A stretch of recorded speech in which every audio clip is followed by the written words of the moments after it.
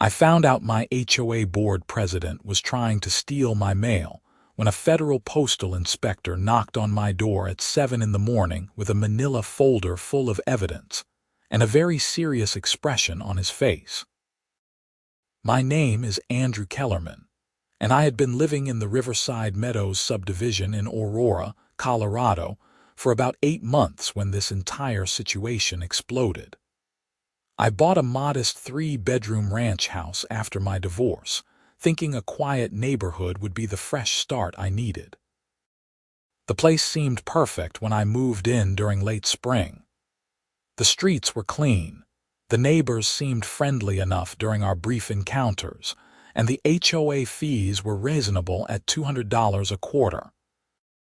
I worked from home as a software consultant, so I appreciated the peaceful environment and the fact that I could focus on rebuilding my life without too much drama. The trouble started in October when I began receiving notifications that packages were being marked as delivered but never actually showed up at my door. At first, I thought maybe the delivery drivers were just lazy or incompetent. Amazon sent me replacements twice, and I let it slide. But when a critical piece of hardware I needed for a client project disappeared, I started paying closer attention. I had ordered a specialized server component that cost nearly $1,500, and the tracking information said it had been delivered to my front porch at 2 in the afternoon on a Tuesday. I was home that entire day, working in my office which faced the front door. No truck came by. No package appeared. That evening, I filed a complaint with the shipping company and started checking my doorbell camera footage more carefully. I had installed one of those video doorbells when I first moved in, mostly for security purposes. When I reviewed the footage from that Tuesday, I saw the FedEx truck pull up around 2:15. The driver got out, scanned something, took a photo, and left. No package was placed on my porch. I could see it clearly in the video. The driver looked confused for a moment, checked his scanner, then shrugged and drove away. I called FedEx and explained the situation. The customer service representative seemed genuinely puzzled and said she would escalate it to their local depot. A few days later, a supervisor called me back and said something strange had happened. According to their internal tracking, a delivery address change request had been submitted for my package the morning it was supposed to be delivered. The request came from someone claiming to be authorized to redirect mail for my address. The package had been rerouted to a P.O. box in Aurora. My stomach dropped when I heard that. I had never authorized any such thing. I asked for more details, and the supervisor explained that the request had come through their customer service system, and whoever submitted it had provided my address and enough information to seem legitimate. She apologized and said they would investigate, but the package was already gone, delivered to that P.O. box 3 hours after the supposed delivery to my house. I spent the next day doing research and making phone calls. I contacted my credit card company, filed a fraud report, and tried to figure out who could have accessed my shipping information. Then, I started thinking about the other missing packages. I went back through my doorbell footage for the previous month and found 3 other instances where delivery drivers had shown up, looked confused, and left without dropping anything off. Each time, the tracking information said the package was delivered. On a hunch, I decided to attend the next HOA board meeting. I had avoided them since moving in, mostly because I found homeowner association politics incredibly tedious. But something about this situation felt off, and I wanted to see if anyone else in the neighborhood was experiencing similar problems. The meeting was held in the community clubhouse on a Thursday evening. About 20 homeowners showed up, along with the 5 board members. The president was a woman named Brenda Hartwell, And the moment I saw her, I understood why several neighbors had warned me about her when I first moved in. She was in her mid-50s with an aggressive platinum blonde haircut that looked like she had specifically requested the "Let me speak to your manager" special. She wore a blazer with shoulder pads that would have been fashionable in 1987 and carried a leather portfolio that she kept slapping on the table for emphasis. The meeting started with mundane business. Discussion about landscaping contracts, complaints about someone parking an RV on their driveway, debate over whether holiday decorations should be taken down by January 2nd or January 15th. I sat in the back and waited for the open forum section where residents could bring up concerns. When my turn came, I stood up and introduced myself. Several people nodded in recognition. I explained that I had been experiencing issues with package deliveries and asked if anyone else had similar problems. Brenda cut me off almost immediately. "Mr. Kellerman, package delivery issues are not HOA business," she said, her voice sharp and dismissive. "You need to take that up with the shipping companies." "I understand," I replied calmly, "but I wanted to check if this was a neighborhood-wide problem. If multiple residents are affected, maybe we could work together to find a solution or contact the Postal Service as a group." A woman in her 30s sitting 3 rows ahead raised her hand tentatively. "Actually, I have had some packages go missing too. I thought I was just unlucky." An older man near the front spoke up as well. "My wife ordered some medication that never arrived last month. We just assumed it was stolen off the porch." Brenda's face tightened. "Again, this is not HOA business. We cannot control what shipping companies do or do not do. If you are having problems, contact them directly. We have real neighborhood issues to discuss." Something about her reaction struck me as defensive rather than dismissive. The vice president, a man named Gerald who looked perpetually uncomfortable in his own skin, shifted in his seat and avoided eye contact with anyone. The other board members seemed less bothered, but Brenda was clearly agitated. I thanked everyone and sat down, but my suspicion had grown considerably. After the meeting ended, I approached the woman who had mentioned missing packages.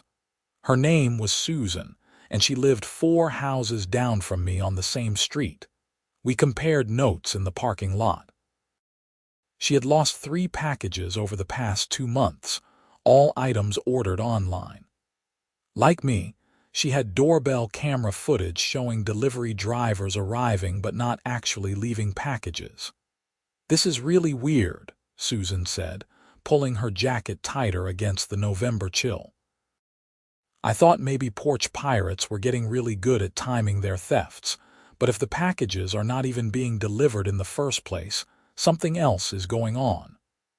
I agreed and we exchanged phone numbers, promising to keep each other updated. That night, I could not sleep.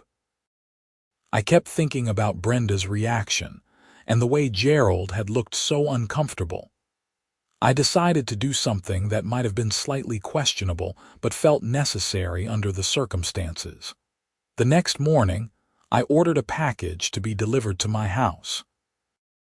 Just a cheap item from Amazon, nothing important, but I put a tracking app on my phone and monitored it obsessively. When it reached the local distribution center, I watched as the status updated throughout the day. Then, around 10 in the morning, something strange happened. The delivery address in the tracking system changed. I watched it happen in real time. My address was replaced with a P.O. box number, the same P.O. box that my expensive server component had been redirected to. I immediately called Amazon customer service and explained what I was seeing. The representative checked the account and confirmed that someone had submitted an address change request for that specific package. She could not tell me who had submitted it, but she could see that it came through their automated system, which meant someone had called in or used their online form to make the change. "Can you tell me what information they provided to authorize this change?" I asked. "They would have needed your order number and the email address associated with your account," she replied. "I never gave anyone that information." "Then someone may have unauthorized access to your account, sir. I would recommend changing your password immediately." I thanked her and hung up, but I knew this was not a hacked account situation. My Amazon password was unique and complex, and I had two-factor authentication enabled. Someone would need physical access to my phone to get past that. No, this was something else. Someone was intercepting package information before it even reached my account. I spent the rest of the day researching P.O. boxes and how they worked. Then I drove to the post office location where the box was registered. It was a standard USPS facility in a strip mall about 15 minutes from my neighborhood. I went inside and approached the counter, where a tired-looking postal worker in her 60s greeted me.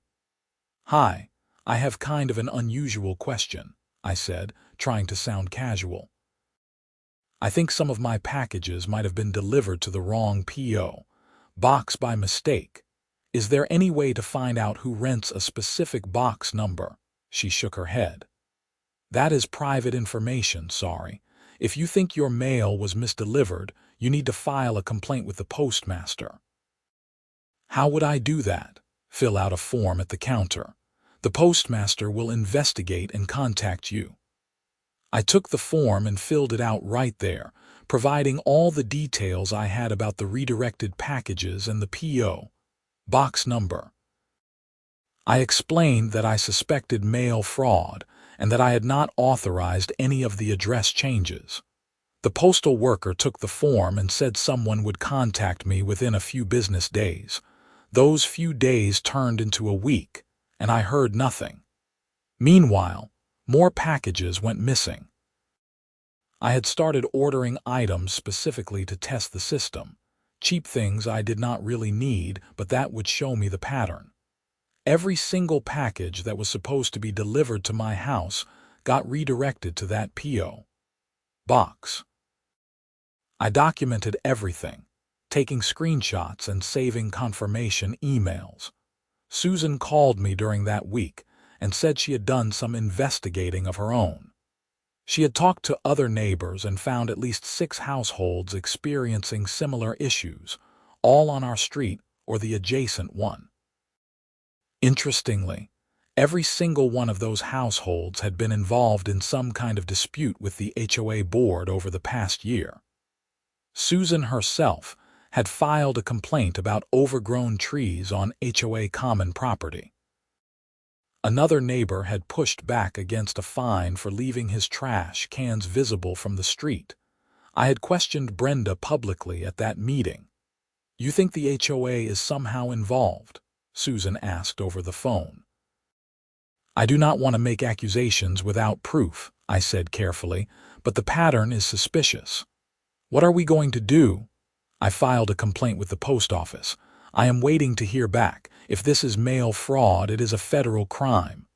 Susan was quiet for a moment. "This is insane. Why would a homeowner association president risk federal charges over package theft? I do not know, but I intend to find out." The following Tuesday, I got a call from a number I did not recognize. When I answered, a man with a deep, authoritative voice identified himself as Inspector Michael Chen from the United States Postal Inspection Service. He said he had received my complaint and wanted to meet with me to discuss the situation. I agreed immediately, and we set up a meeting for the next morning at the same post office where I had filed the complaint. When I arrived, Inspector Chen was waiting in a small conference room in the back of the building. He was in his early 40s, Asian American, wearing a dark suit and carrying that same serious expression I would later see when he knocked on my door. He shook my hand firmly and gestured for me to sit. "Mr. Kellerman, "Thank you for coming in," he said. "I have reviewed your complaint, and I have to say, what you are describing is concerning. Mail theft and fraud are serious federal offenses. I want to get all the details from you so we can determine the best course of action." I spent the next hour walking him through everything. The missing packages, the doorbell footage, the tracking information showing address changes, the P.O. box, the pattern of affected neighbors, and my suspicions about the HOA board. I showed him screenshots and videos on my laptop, every piece of documentation I had collected. Inspector Chen took meticulous notes and asked detailed questions. When I mentioned Brenda Hartwell and her reaction at the HOA meeting, his expression shifted slightly. Not surprise exactly, but something like recognition. "This P.O. box," he said, tapping his pen on his notepad. "We have actually been monitoring some activity associated with it. Your complaint may have just connected some dots for us." "What kind of activity?" "I cannot share specifics of an ongoing investigation, but let us just say you are not the first person to report issues with packages being redirected to that particular box." My heart started pounding. So this is bigger than just my neighborhood, potentially. "I need to ask you something important, Mr. Kellerman. Would you be willing to cooperate with our investigation? That might include allowing us to monitor your package deliveries and possibly using your situation to gather evidence." "Absolutely," I said without hesitation. "Whatever you need." "Good. Here is what I want you to do. Continue ordering packages as you normally would. Document everything, just like you have been doing. Do not confront anyone from your HOA or let on that you are suspicious. If someone redirects your packages again, we will have federal jurisdiction to pursue charges." Over the next 2 weeks, I became a one-man sting operation without really meaning to. I ordered packages regularly, everything from books to kitchen supplies to electronics. Inspector Chen had given me his direct number, and I texted him every time a package was rerouted. He confirmed he was tracking everything on his end. During that time, I also learned more about the Riverside Meadows HOA and its president. Brenda Hartwell had been on the board for 7 years and president for the last 4. She was notorious in the neighborhood for being aggressively rule-oriented and quick to issue fines for even minor violations. Several homeowners told me stories about her showing up at their houses with a tape measure to verify that their grass was not exceeding the allowed height, or that their mailbox was the correct shade of black. But beyond her personality, I discovered something more interesting. The HOA operated several services for residents, including a package delivery assistance program for people who traveled frequently or wanted secure package handling. For a small monthly fee, residents could have their packages held at the HOA office in the clubhouse, and board members would sign for deliveries. It was supposed to be a convenience service, but participation was completely optional. I had never signed up for anything like that. When I checked my HOA documents, there was no record of me ever authorizing the board to redirect my mail or packages. I confirmed this with Susan and the other affected neighbors. None of them had signed up for the program either. One evening in early December, I was working late in my home office when I heard a knock at my door. It was nearly 9 o'clock, unusual for visitors. I checked the doorbell camera on my phone and saw Brenda Hartwell standing on my porch, that leather portfolio under her arm. I considered not answering, but curiosity got the better of me. I saved my work and went to the door. "Mr. Kellerman," Brenda said with a tight smile when I opened the door. "I apologize for the late visit. Do you have a moment?" "What is this about? May I come in? It is rather cold out here." Every instinct told me not to let her into my house, but I also saw an opportunity to maybe get information. I stepped aside and she entered, looking around my living room with the appraising eye of someone mentally cataloging code violations. "I will get straight to the point," Brenda said, not bothering to sit down.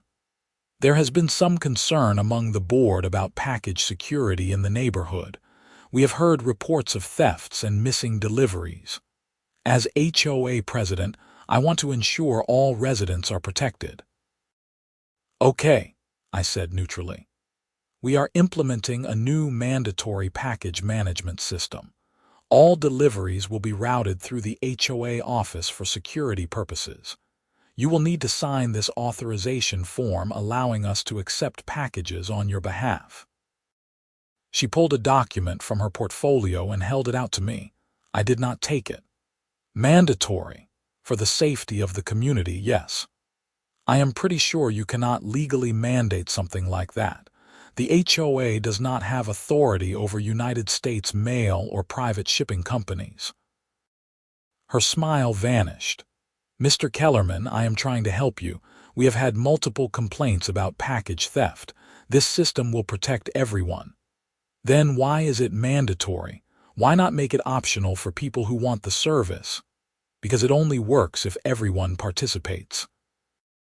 If some packages are still being delivered to houses, thieves will target those homes. It is about neighborhood security." I crossed my arms. "I am not signing that. If I want to use a package management service, I will rent a P.O.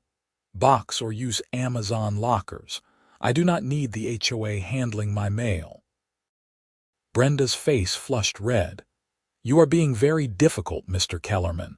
I am offering you a solution to a problem that you yourself brought up at our meeting." "I brought up missing packages. I did not ask the HOA to intercept my mail. This is not interception, this is protection." "It sounds like interception to me." She stared at me for a long moment, and I could see her jaw working as she tried to control her temper. "Fine. But when your packages continue to go missing, do not come crying to the board for help. You have been warned." She turned and walked out, leaving my front door open. I closed it behind her and immediately called Inspector Chen. He answered on the second ring. "She just came to my house," I said. "Brenda Hartwell.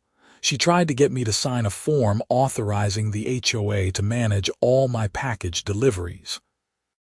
She called it mandatory. Did you sign anything?" "Hell no." "Good. This is exactly the kind of behavior we have been looking for. Did she say anything else?" I recounted the entire conversation as best I could remember. Inspector Chen was quiet for a moment after I finished. "Mr. Kellerman, I think things are going to move quickly now. She is feeling pressure, which means she is getting sloppy. Keep documenting everything and do not sign anything she gives you. We are building a strong case." "What exactly is she doing with the packages? Is she just stealing them?" "We believe she and possibly other board members have been operating a resale scheme. They redirect packages, claim them at the P.O. box, and then sell the items online through various platforms. We have been tracking some accounts that we believe are connected to her, but we needed to establish the mail fraud pattern definitively. Your evidence is helping us do that." I felt a surge of anger. She has been stealing from her neighbors and selling their stuff for profit. That is what the evidence suggests. But mail fraud is a federal crime, and we take it very seriously. Each instance can carry up to 5 years in prison and significant fines. If we can prove she has been doing this systematically, she is looking at serious consequences. After that phone call, I barely slept. The audacity of what Brenda was doing stunned me. She had a position of minor authority in a homeowner association and was using it to commit federal crimes against the people she was supposed to serve. The scheme was almost impressive in its boldness, if it were not so completely illegal and morally bankrupt. The next morning, December 10th, Inspector Chen knocked on my door at 7. I was already awake, having given up on sleep around 5:30. I opened the door and he came inside quickly, accompanied by another postal inspector, a woman named Inspector Rodriguez. We executed a search warrant on the P.O. box an hour ago, Inspector Chen said without preamble. We also got a warrant for Brenda Hartwell's home and the HOA office. We found evidence linking her directly to the package redirection scheme. Multiple packages addressed to you and other residents were in her garage, some still unopened. We also found documentation showing she had been submitting false address change requests to various shipping companies using information she obtained through her position on the HOA board. How did she get the information? I asked. Inspector Rodriguez answered. She had access to a neighborhood directory that included phone numbers and email addresses. She used social engineering and some basic hacking to get order information from shipping company customer service lines. Sometimes she would just call and claim to be the homeowner, saying they needed to redirect a package. Many customer service systems do not have great verification processes. That is insane. It is surprisingly common, Inspector Chen said. What made her particularly bold was using her HOA position to try to legitimize it. That visit last night, trying to get you to sign an authorization form, that would have given her legal cover for future package interceptions. Very calculated. So what happens now? We arrested her this morning. She is being charged with mail theft, mail fraud, and possession of stolen property. The Vice President, Gerald Spencer, is also being brought in for questioning. We believe he was aware of the scheme and may have participated. We are still investigating the other board members. I sat down on my couch, processing the information. She is actually going to face federal charges. She already has. She was arraigned this morning. The judge set bail at $50,000. Given the federal nature of the charges and the clear evidence we have collected, the U.S.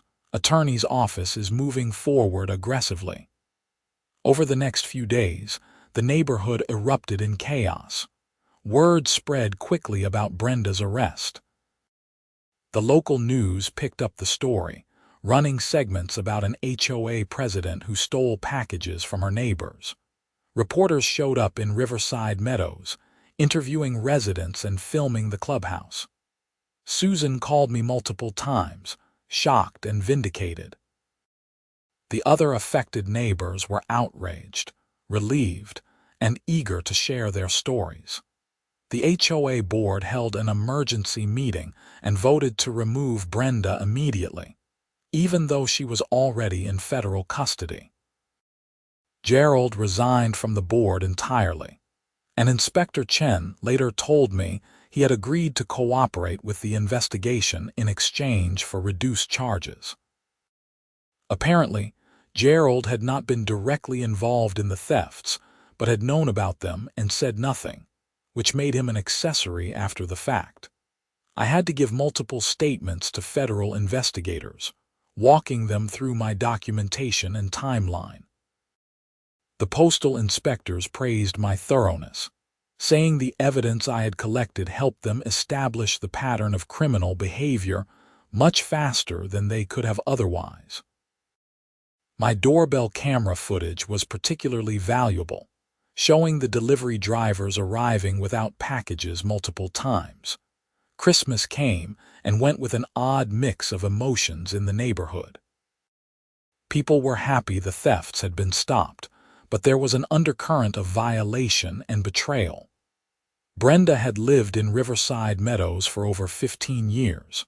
She had been at neighborhood barbecues and holiday parties. She had helped organize community events. And all the while, she had been systematically stealing from the people who trusted her with minor governance of their shared spaces. In early January, I received a call from an assistant United States attorney named Jennifer Park. She was prosecuting the case against Brenda and wanted to meet with me to discuss my potential testimony at trial. We met at a federal building in downtown Denver. Attorney Park was in her late 30s, sharp and professional, with a stack of folders related to the case. She explained that Brenda was facing multiple federal charges and that, if convicted, she could spend years in federal prison. Her attorney is pushing for a plea deal, Attorney Park said, but we have such strong evidence that I am not inclined to offer much leniency. What she did was not a momentary lapse in judgment. This was a systematic scheme that victimized at least 15 households over approximately 8 months. We found records suggesting she had made over $30,000 reselling stolen items. $30,000. I was stunned. She was selling everything from electronics to clothing to specialty food items. She had multiple accounts on resale platforms, and she was good at covering her tracks. If you had not been so diligent in documenting your missing packages, we might not have caught her for a long time. What do you need from me? I want you to be prepared to testify if this goes to trial. You can walk the jury through the timeline, explain how you discovered the pattern, and provide context for why you contacted the postal inspectors. Your testimony will establish the victim's perspective and show the deliberate nature of her actions. I agreed without hesitation. Attorney Park gave me more details about the legal process and what to expect. She also mentioned that Gerald Spencer had indeed agreed to cooperate. He confirmed that Brenda had bragged to him about her scheme, calling it a side business, and claiming the residents were too careless with their packages anyway. As winter progressed, the case moved forward. Brenda's attorney tried various legal strategies to get the charges reduced or dismissed. They argued that she had not technically stolen mail, since the packages were from private shipping companies. Attorney Park countered that federal mail fraud statutes covered more than just USP's deliveries, and that Brenda's scheme specifically involved lying to and defrauding shipping companies, which triggered federal jurisdiction. The attorney also tried to argue that Brenda's HOA position gave her some authority to manage package deliveries. That argument fell apart when investigators proved that none of the victims had signed up for any HOA package management program, and that Brenda had never disclosed her actions to the full board or the neighborhood. In March, nearly 4 months after her arrest, Brenda finally accepted a plea deal. She pleaded guilty to multiple counts of mail fraud and agreed to pay full restitution to all victims. In exchange, several lesser charges were dropped, but she was still facing significant prison time. The sentencing hearing was scheduled for late April. I attended the hearing with Susan and 2 other neighbors who had been victims of Brenda's scheme. The courtroom was formal and intimidating, nothing like the TV dramas I had watched. Federal court had a gravity to it that made everything feel more serious.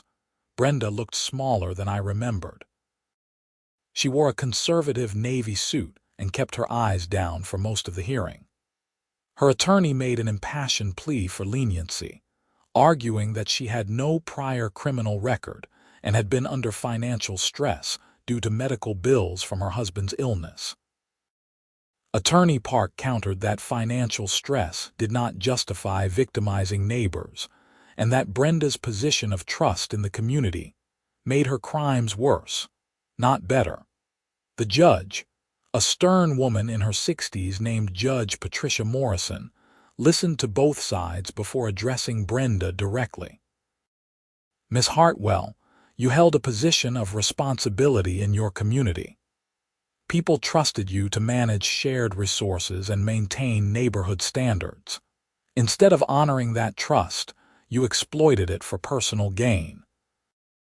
You stole from your neighbors, lied to federal shipping companies, and attempted to legitimize your criminal behavior through your HOA position. This was not a momentary mistake. This was calculated, repeated criminal activity over many months. Judge Morrison sentenced Brenda to 2 years in federal prison, followed by 3 years of supervised release. She was also ordered to pay $68,000 in restitution to victims, which included the value of stolen items plus penalties. The judge made it clear that the sentence could have been much longer, but that Brenda's cooperation and guilty plea had worked in her favor. I felt a strange mix of emotions watching Brenda being led out of the courtroom. I was not a vindictive person by nature, and I did not take pleasure in seeing someone go to prison. But I also knew that what she had done was serious, and that consequences were necessary. She had violated federal law repeatedly, and she had done it to people who lived next door to her, who waved hello in the morning and shoveled her driveway when it snowed. After the sentencing, Attorney Park thanked me and the other neighbors for our cooperation. She explained that without our detailed documentation and willingness to pursue the case, Brenda likely would have continued her scheme indefinitely. "You did the right thing," she said, shaking my hand. "A lot of people would have just been frustrated and moved on. You pushed for accountability, and that made the difference." Life in Riverside Meadows slowly returned to normal over the following months. The HOA board was completely restructured, with new elections and stricter oversight policies. The package management program was officially discontinued, and the new board president, a mild-mannered accountant named Robert Chen, made it clear that the HOA would stick to its actual responsibilities, like maintaining common areas and organizing neighborhood events. My packages started arriving normally again, which was a relief I had not fully appreciated until it happened. No more doorbell footage of confused delivery drivers. No more tracking numbers showing mysterious address changes. Just normal, boring package deliveries like they were supposed to be. Susan and I became good friends through the whole ordeal. She hosted a small gathering at her house in May, inviting everyone who had been affected by Brenda's scheme. We shared stories, compared notes on the investigation, and generally processed the bizarre experience together. It felt therapeutic to be around people who understood exactly what we had been through. One thing that struck me during those conversations was how many red flags people had noticed but dismissed. Several neighbors mentioned that Brenda had seemed financially better off in recent months, buying a new car and taking expensive vacations. Others recalled her being oddly interested in when people were expecting deliveries or what they were ordering online. In hindsight, the signs were there, but nobody had connected them to anything criminal. In June, I received a check for $3,200, representing restitution for my stolen packages plus penalties. The other victims received similar payments, all coming from Brenda's assets that had been seized as part of the criminal case. It was not about the money for me, but it did feel like a final closing of that chapter. I also received a letter from Inspector Chen, thanking me formally for my cooperation and commending me for my thorough documentation. He mentioned that my case had become a training example within the Postal Inspection Service for how civilians could effectively gather evidence of mail fraud. I was not sure how I felt about that, but I appreciated the recognition. By summer, Riverside Meadows had largely moved past the scandal. New residents moved in who had never known Brenda. The neighborhood returned to its quiet, peaceful character.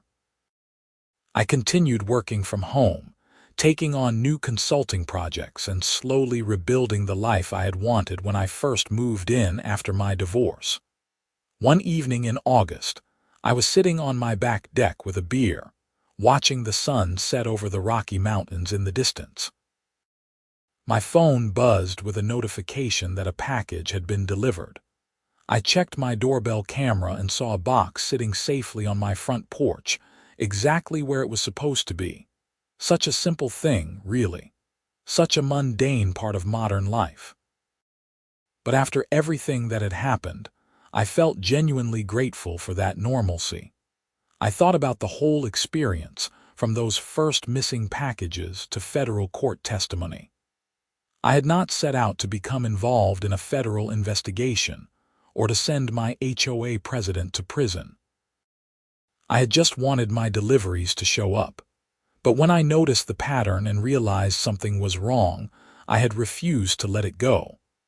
I had documented everything, asked questions, and followed through when I learned the truth. Sometimes I wondered what would have happened if I had not been so persistent. If I had just accepted the missing packages as bad luck or blamed the shipping companies. Brenda would still be stealing. More neighbors would be victims. The scheme would have continued indefinitely, or at least until someone else noticed and cared enough to do something about it. The experience taught me something about the importance of paying attention and speaking up when something feels wrong. It also taught me about the strange ways that petty authority can corrupt people. Brenda had not been some criminal mastermind. She had been a middle-aged woman with financial problems who found a clever way to exploit her position in a homeowner association. She probably told herself she was not really hurting anyone, that the shipping companies would replace the items, that people could afford the loss. But each rationalization took her deeper into criminal behavior until she was operating a full-scale theft and resale operation. In September, I ran into Gerald Spencer at a grocery store. We had not spoken since his name came up in the investigation. He looked uncomfortable when he saw me, like he wanted to avoid the interaction, but I was standing directly in his path with my shopping cart. "Andrew," he said quietly. "How are you?" "I am good, Gerald. How about you? Getting by?" I wanted to apologize for not saying anything. I knew something was off with Brenda, but I did not want to make waves. I should have spoken up. I appreciated the apology, even though I still thought he should have done more. "What made you finally cooperate with the investigation?" he sighed. When I saw how many people she had stolen from, how much money was involved, I realized I could not keep quiet anymore. My attorney said I could face charges as an accessory if I did not cooperate, but honestly, that was not the main reason. I just felt sick about the whole thing. These were our neighbors, people we saw every day. We talked for a few more minutes, an awkward but necessary conversation. Gerald mentioned he had moved out of Riverside Meadows shortly after the trial, unable to face the neighbors who knew about his involvement. I did not blame him for leaving. Some stains are hard to wash out. As autumn arrived and the leaves began changing colors, I found myself reflecting on the concept of justice and what it really means. Brenda was in federal prison, serving her sentence. Gerald had cooperated and received probation. The victims had been compensated financially. The legal system had functioned as it was supposed to, holding people accountable for criminal behavior. But I also thought about the less tangible damage that had been done. The loss of trust in the community. The stress and frustration of months spent dealing with missing packages. The time invested in documentation and investigation. The uncomfortable realization that someone in a position of authority had been systematically exploiting that authority for personal gain. In October, almost exactly a year after this entire situation had started, I attended a HOA meeting for the first time since the one where I had asked about missing packages and watched Brenda dismiss my concerns. The new board was different in every way. They were transparent about finances, solicited input from residents, and made it clear that their role was service, not authority. Robert Chen ran the meeting efficiently and without drama. It was, in a word, boring. Exactly what an HOA meeting should be. After the meeting, Several neighbors came up to thank me again for pursuing the case against Brenda. One woman told me her daughter had been saving money to buy a special camera lens for her photography hobby, and when the package disappeared, the daughter was heartbroken. Getting the restitution money meant she could replace it, but more importantly, knowing the thief had been caught gave her daughter faith that sometimes bad people face consequences.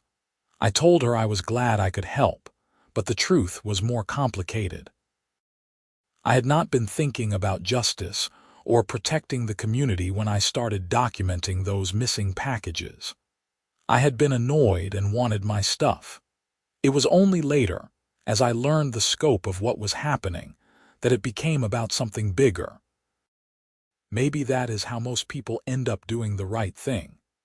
Not through grand moral calculations, but through small decisions that compound over time. By Thanksgiving, I felt genuinely settled in Riverside Meadows in a way I had not before. The neighborhood felt like home, not just because the HOA drama had been resolved, but because I had invested in the community. I knew my neighbors. I had shared an experience with them, albeit a strange and frustrating one. We had a common history now, a story we could tell about the time our HOA president went to federal prison for stealing packages. On Christmas Eve, I hosted a small gathering at my house. Susan came, along with Robert Chen and his wife, and a few other neighbors I had become friendly with over the past year.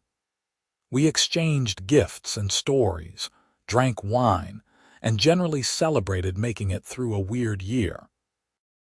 At one point, someone made a joke about making sure all their gifts were actually delivered this time, and we all laughed. It felt good to be able to laugh about it. As I cleaned up after everyone left, I thought about where I had been a year earlier.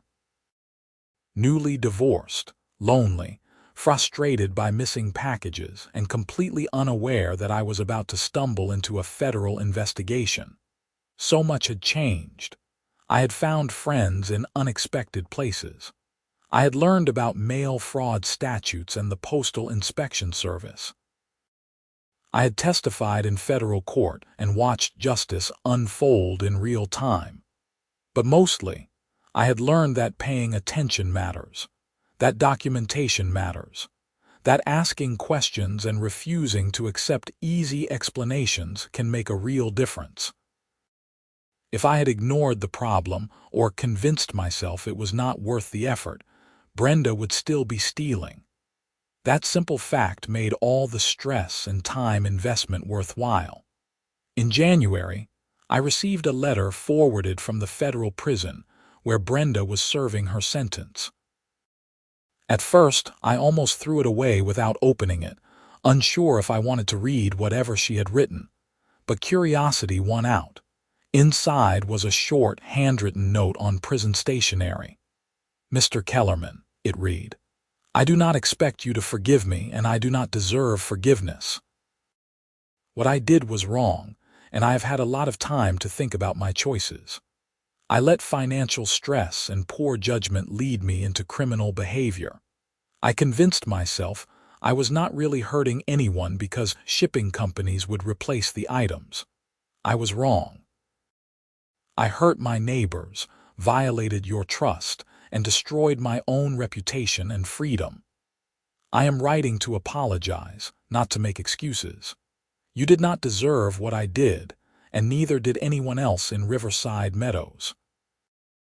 I hope eventually I can make amends in some meaningful way, though I know that may never be possible. I am sorry." It was signed simply, Brenda Hartwell.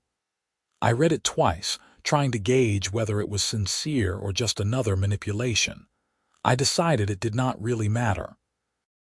The apology was nice to receive, but my closure had come months earlier when she was sentenced, and the case was finally resolved. This letter was about her need to express remorse, not about anything I needed from her. I filed the letter away with all my other documentation from the case, a thick folder that chronicled the entire bizarre journey from missing packages to federal prosecution. Someday, maybe I would look through it and be surprised by how much had happened. For now, it was enough to know it was finished, as winter turned to spring, and the 1-year anniversary of Brenda's sentencing approached. Life in Riverside Meadows continued its pleasant, uneventful rhythm. I took on new consulting clients, dated occasionally without much success, and slowly accepted that my life was okay exactly as it was.